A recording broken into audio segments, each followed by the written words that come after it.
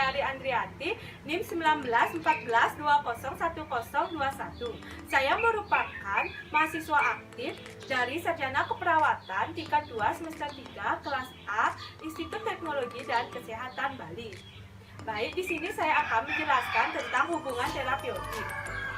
Hubungan terapeutik dibagi menjadi 6 topik, yaitu 1. Definisi hubungan terapeutik, yang kedua tujuan hubungan terapeutik, yang ketiga karakteristik hubungan terapeutik, yang keempat teknik komunikasi hubungan terapeutik, yang kelima tahapan hubungan terapeutik, dan yang keenam kesimpulan hubungan terapeutik.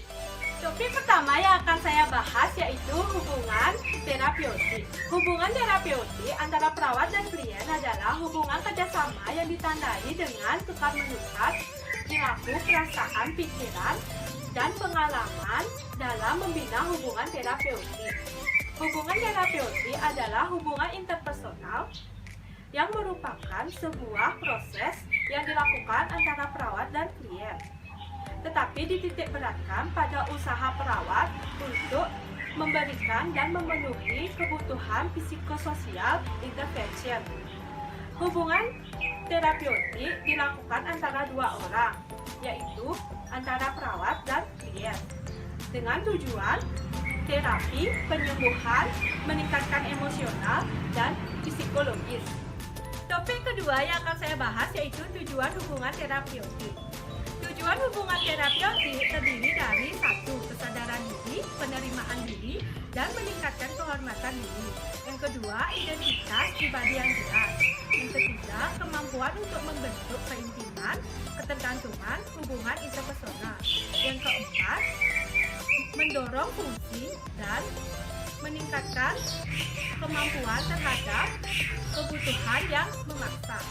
Topik ketiga yang akan saya bahas yaitu karakteristik hubungan terapeutik.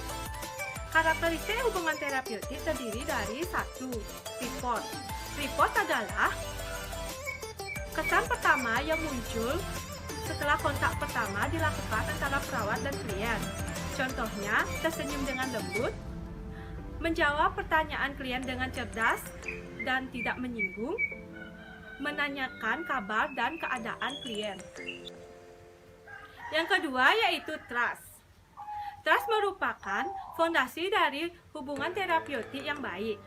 Untuk mendapatkan kepercayaan dari klien, perawat harus melakukan sikap caring kepada klien, seperti selalu ada saat klien membutuhkan pertolongan, menepati janji, jujur, bertanggung jawab, dan selalu bisa menyimpan rahasia dengan baik.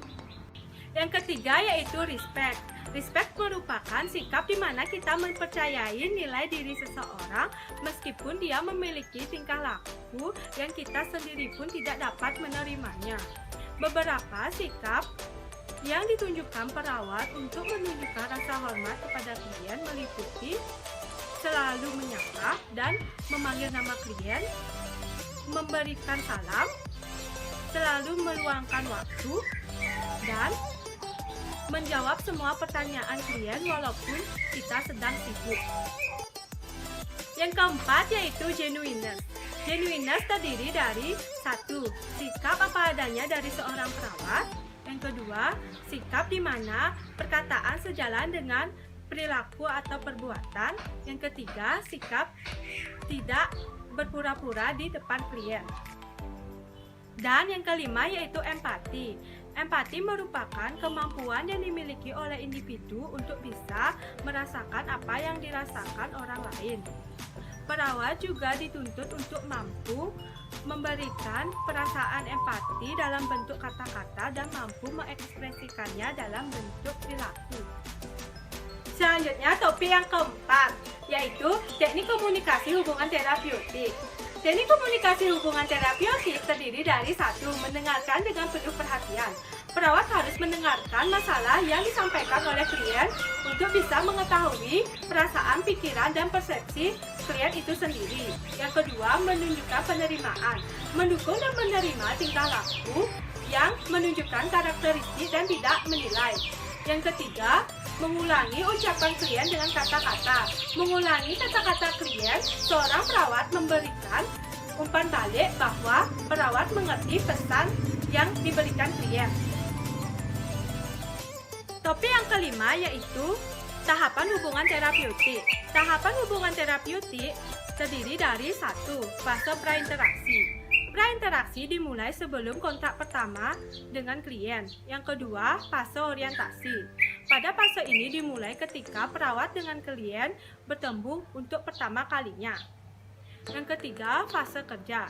Pada tahap kerja, dalam komunikasi terapeutik, kegiatan yang dilakukan adalah memberikan kesempatan untuk bertanya kepada klien, menanyakan keluhan utama, memulai kegiatan dengan cara yang baik, melakukan kegiatan sesuai rencana. Yang keempat yaitu fase terminasi. Pada tahap terminasi, dalam komunikasi terapeutik, kegiatan yang dilakukan adalah menyimpulkan hasil wawancara, tindak lanjut dengan klien, melakukan kontrak tempat, waktu, dan topik, mengakhiri wawancara dengan cara yang baik. Topik terakhir yaitu kesimpulan hubungan terapeutik. Kesimpulan yang saya dapat sampaikan yaitu pertama, arah hubungan yang sistematik. Yang kedua, sejalan dengan proses keperawatan yang berkesinambungan. Yang ketiga, efektif dan efisien. Baik, sekian yang saya dapat sampaikan tentang materi hubungan terapeutik. Jika ada kesalahan ataupun kekurangan, mohon dimaafkan. Akhir kata saya aturkan Prama Santi. Om Santi Santi Santi Om.